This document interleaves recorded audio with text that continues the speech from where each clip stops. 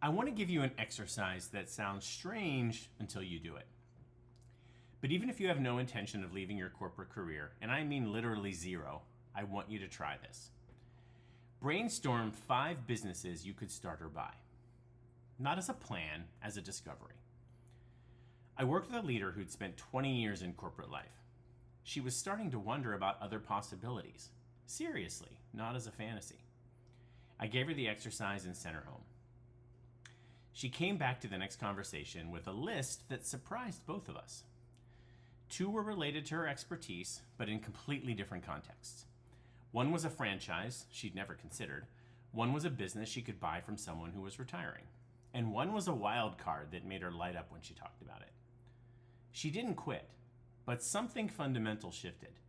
She realized that she had options she'd never seen, that her skills translated into worlds she'd never considered, that staying in her role now was a choice, not a default she'd never examined.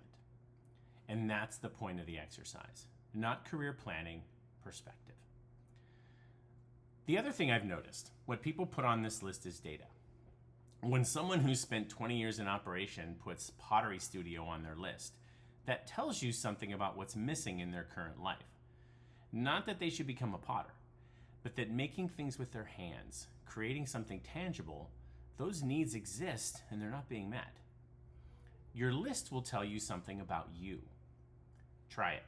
5 businesses, no filter, no business plan required. What did you put down?